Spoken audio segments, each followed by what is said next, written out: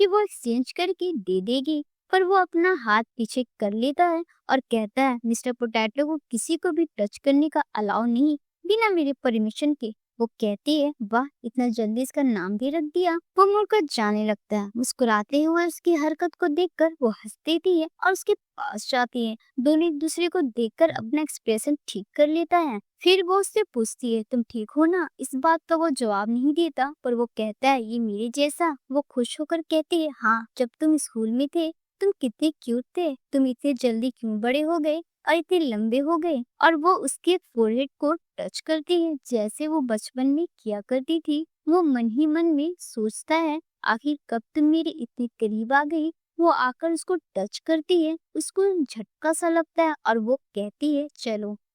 दूसरे दिन वो डॉक्टर के पास जाता है और कहता है मेरे दिमाग में बहुत सारे सवाल चल रहे हैं। डॉक्टर उसको कंफ्यूज होकर देखता है, फिर वो कहता है चलो सब खत्म करते हैं। वो कहता है क्या। ली कांगो कहता है जो पिछली बार डिस्कस किया था मेरे और जोसियोन के बीच।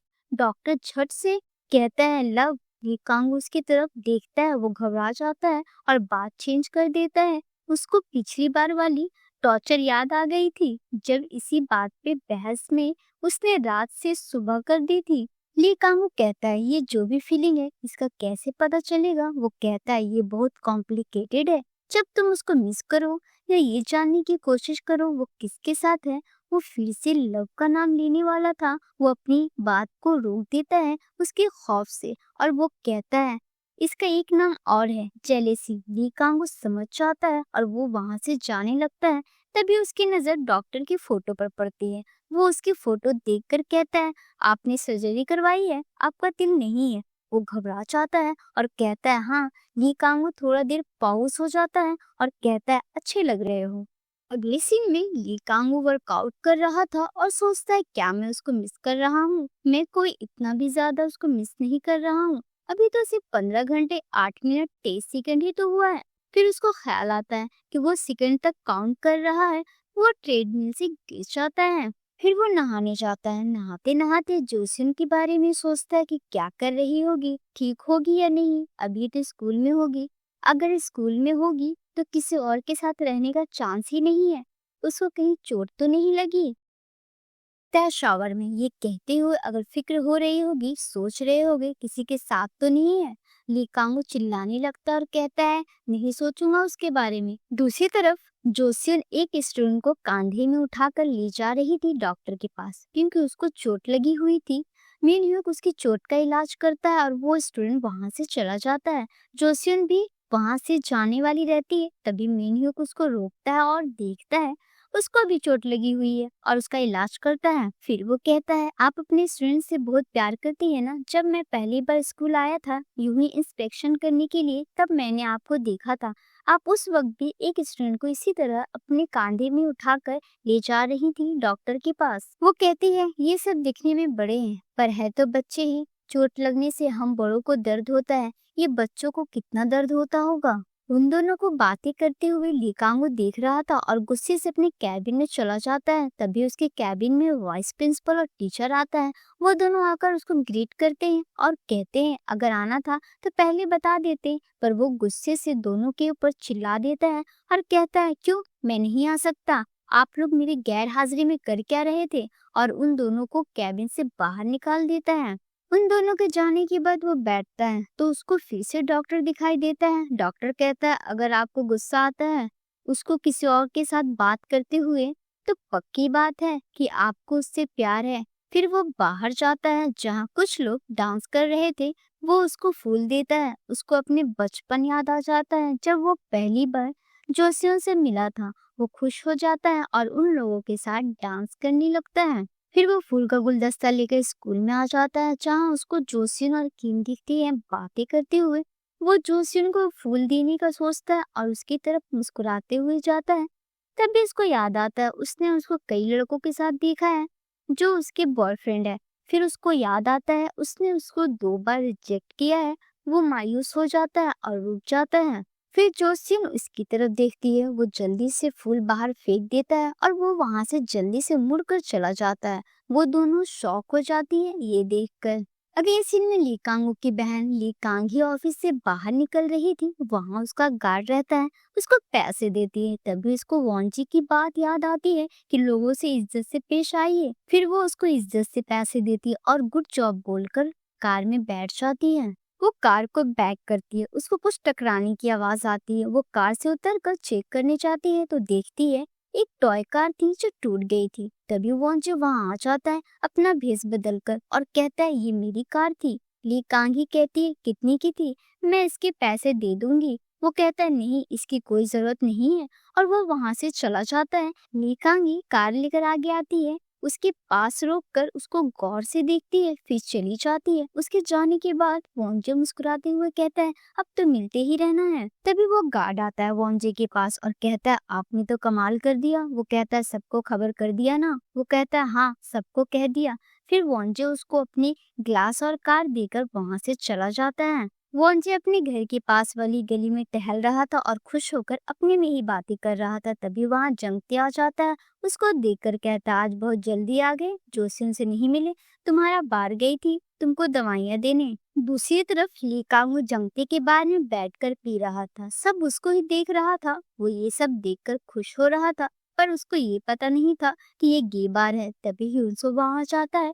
वहां ली कांगू को देखकर उसके पास जाता है और कहता है तुम यहाँ क्या कर रहे हो, तुमको पता नहीं ये अच्छी जगह नहीं है। ली कांगू कहता है जब यहाँ फेमस मॉडल आ सकता है मैं क्यों नहीं, मैं भी थोड़ा फेमस हूँ। यूनसो उसकी बात को इग्नोर करता और साथ में पीने बैठ जाता है और बातें करने लगता है। तभी वहाँ जोसियोन आ जाती है जंगते के लिए दवा लेकर और उन दोनों को साथ में देख लेती है। उन लोगों को देख वो बहुत इमोशनल हो जाती है और कहती है दोनों साथ में कितने अच्छे लगते हैं, ली कांगू ऑल द बेस्ट। दूसरी तरफ जंगते किचन में जाता है जोसियोन से दवा लेने के लिए, पर जब वो घूम कर देखता है तो वहाँ जोसियन नहीं रहती, पर वो बार वाला लड़का रहता है। उसको देखकर वो दंग रह जाता है।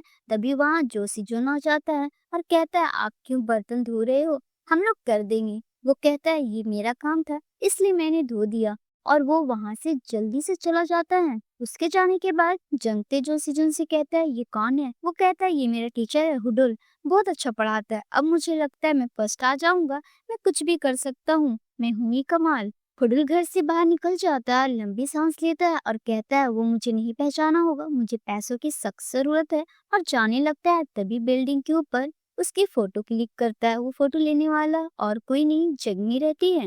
वो कहती है इसकी एंट्री कैसे मिल गई, आई एम जेलस, और उसको फोटो लेकर दीवार में लगा देती है जहाँ जोसियन से कनेक्टेड सबका फोटो लगा हुआ था। ऐसा लग रहा है वो जैसे कोई स्पाई है। जोसियन जंगते का फीवर उतारने के लिए उसके सर में पट्टी चढ़ा रही थी और सोच रही थी ली कांगो को भी ऐसे ही महसूस होता होगा। दूसरी तरफ युनसो ली कांगो घर में रहने चला जाता है और उसकी नाइट ड्रेस पहन लेता है। ली कांगो कहता है तुम अपने लिए घर क्यों नहीं ले लेते। वो कहता है मैं अपनी कंपनी के लिए वफादार हूँ।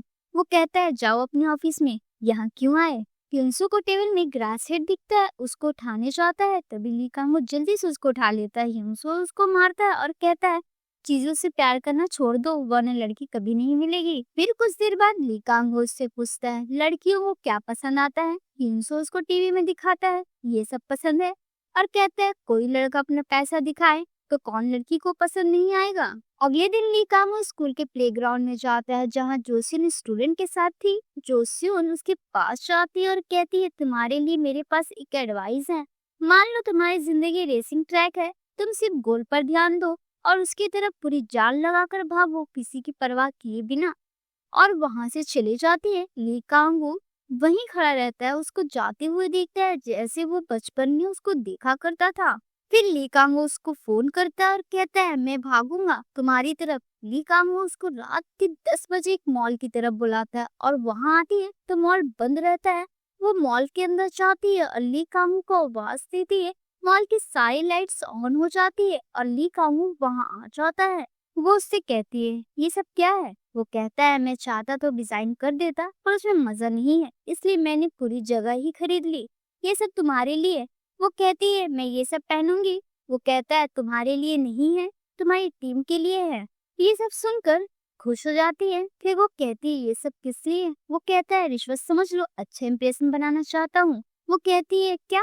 फिर गहरी सांस लेता और कहता है इसकी शुरुआत बहुत पहले हो गई थी, पर मुझे अब समझ आया है कि मुझे लड़कियों की कभी ज़रूरत ही नहीं थी। जोसिन सोचती इसलिए लड़की नहीं चाहिए। इसको पता चल गया है कि उसे सब पता चल गया है, पर ह्यूसो ऐसा नहीं चाहता था। फिर ली कांगू कहता है, सिवाय तुम्हारे क्या तुम मेरा साथ रहना चाहोगी? वो हैरानी से कहती है, मैं? ली कांगू कहता है, हाँ तुम। जब मैं तुम्हारे साथ रहता हूँ हमेशा कुछ न कुछ करके खुद को शर्मिंदा करता हूँ, पर मैं जब भी तुम्हारे साथ रहता हूँ तो खुद को खुद के जैसा ही समझता हूँ। जोसियन, क्या तुम मेरा साथ दोगी? फिर जोसियन को याद आता है कि जब वो ब्लाइंड डेट में गया था वो बिल्कुल खुश नहीं था। वो सोचती है इसको प्यार का नाटक करना है ताकि ये ब्लाइंड डेट से बच सके। ये कांगू कहता है, तुम क्या सोचती है इसके बारे में? वो कहती है, ह्यूसो को पता है इसके बारे में? वो हैरानी से कहता है, ह्यूसो? फिर वो कहती है, मुझे नहीं लगता मुझे तुम दोनों के बीच में आना चाहिए। फिर कुछ सोचकर कहता है, क्या पार्क हिस्से के लिए? इतना बोलकर चुप हो जाता है और मन में कहता है, तुम्हारे लिए फीलिंग है? जोसिन कहती है, हाँ मुझे माफ करना, पर मुझे पार्क हिस्से ने। इतना कहकर वो भी चुप हो जाती है और मन में कहती है, सब कुछ बता दिया? ली कांगो कहता है, तो कब से? इतना कहकर चुप हो जाता है। मन में कहता है, तो कब से उसे पसंद करती है? जोसियन भी मन में सोचती है, तो कब से पता है मुझे? फिर वो कहती है, जब हम रिसेंटली मिले थे तब से तुम दोनों को साथ में देखा था। फिर वो कहता है, तो शुरू से ही? फिर से इतना बोलकर चुप हो जाता है और कहता है, मेरा कोई चांस नहीं था? जोसियन कहती है, हाँ शुरू से ही। ये भी इतना बोलकर चुप हो जाती है और मन में कहती है, मैं सब कुछ जानती थी। उस बेचारी का दिल टूट जाता है और रोने वाली हालात हो जाती है। दूसरी तरफ ह्यूसो अपने ऑफिस में सो रहा था आराम से। के पास दिमाग नहीं है क्या? दूसरे दिन स्कूल में जोसियो ली कांगू को देखकर हेलो करती है। वो बिना कुछ कहे वहां से चला जाता है कि उन दोनों को देखकर कहती है, अब क्या हुआ? इन दोनों के बीच सब ठीक हो गया था। रात में जोसिन सोने की कोशिश करती है पर उसे नींद नहीं आ रही थी क्योंकि वो ली कांगू की कही हुई बात याद कर रही थी। वो उठकर बैठ जाती है और कहती है, ऐसा तो नहीं है कि उसे उस वक्त मुझसे प्यार था या अभी है? फिर भी क्यों? और चिल्लाने लगती है, मेरा क्या हाल कर दिया तुमने? वो रात में ली कांगू के घर चली जाती है और कहती है, तुमने जो बोला था उसके लिए मैं तुम्हारा ऑफर एक्सेप्ट करती हूँ। तुमने जो कहा उसके लिए मैं राजी हूँ। वो कहता है, और पार्क ह्यूसो? वो कहती है, उसको छोड़ो वो समझ जाएगा। ये सुनकर ली कांगू उसको गले लगा लेता है और कहता है, तुम्हें नहीं पता है इतनी खुशी मुझे आज तक कभी नहीं हुई। मैं तुम्हारा ख्याल रखूंगा। और फिर उसको किस करने चाहता है। आपको क्या लगता है, जोशिन ली कांगू का प्यार को समझेगी या वो किसी और की तरफ चली जाएगी? कमेंट में जरूर लिखिए। अगर आपको वीडियो पसंद आए तो लाइक, शेयर और सब्सक्राइब करना ना भूलिए। मिलते हैं अगले एपिसोड के ब्रेकडाउन के साथ।